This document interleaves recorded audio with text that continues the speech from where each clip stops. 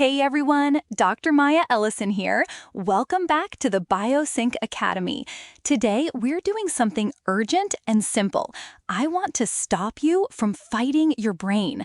We're talking about morning light and your circadian rhythm. And yes, one tiny habit you can do for 7 days that often changes everything. Quick question.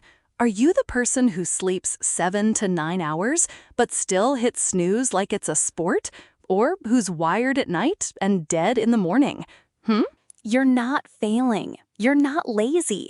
This is not a character flaw. What's happening is something called social jet lag.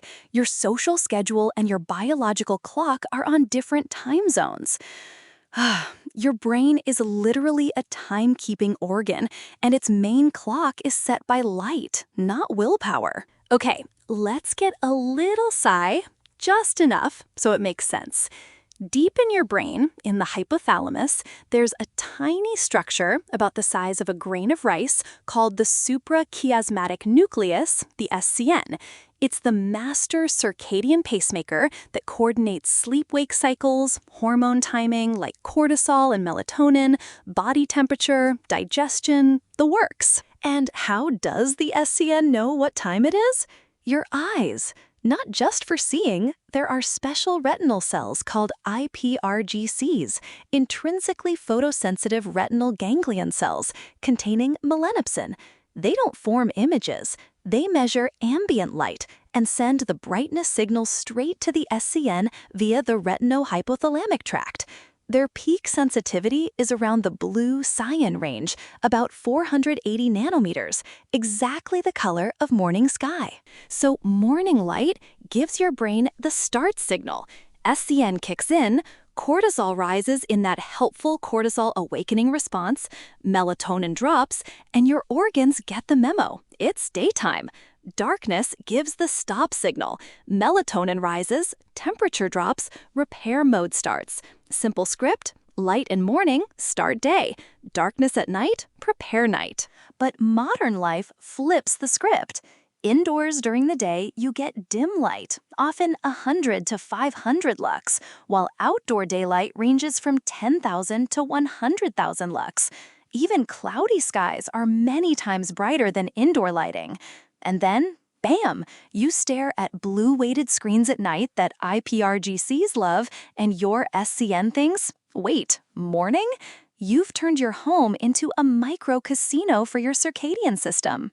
Wow, this matters beyond grogginess.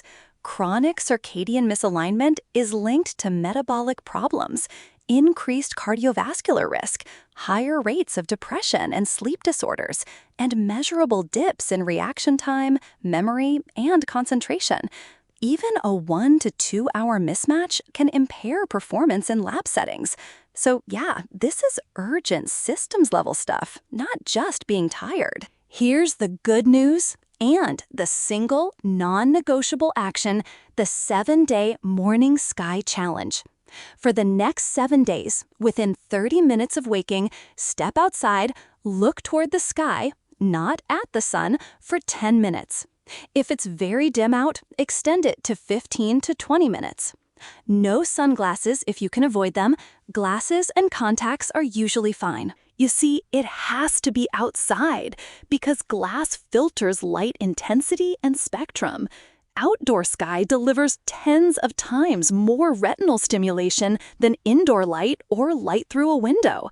That's the difference between a weak nudge and a full start signal to your SCN. Okay, practical tips. Stack it with something you already do. Drink your coffee outside. Walk the dog without sunglasses for the first 10 minutes. Stand on the porch and stretch. Parents, take the kids outside for a quick snack. Busy professionals, walk around the block while checking your calendar. It's less time than doom scrolling and way higher return. Short pause, real talk. What if it's winter or still dark when you wake? If it's fully dark, use bright indoor lights immediately to at least begin telling your brain to wake up, and then get outside as soon as daylight appears. If you're a shift worker or wake before sunrise regularly, bright indoor light helps too, and get outdoor light whenever you can. Light boxes, Clinical 10,000 lux boxes are an option when outdoor access is impossible, but real sky is still the strongest cue. A few listeners ask, doesn't coffee or a cold shower do the same thing? Coffee boosts alertness by blocking adenosine, and cold showers increase arousal briefly, but neither resets the SCN. Only light reaching those IPRGCs tells your master clock it's morning. So what can you expect if you actually do this for a week? Day 1, you might not feel a ton of change, maybe a small alertness bump.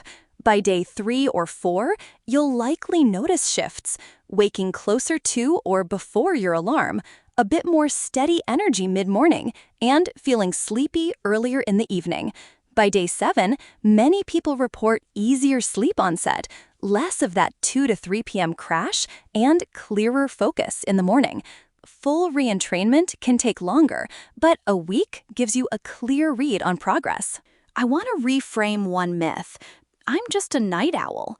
There's genetic variation, sure, but modern late-night light and inconsistent schedules pull most people later. Morning light can advance your clock.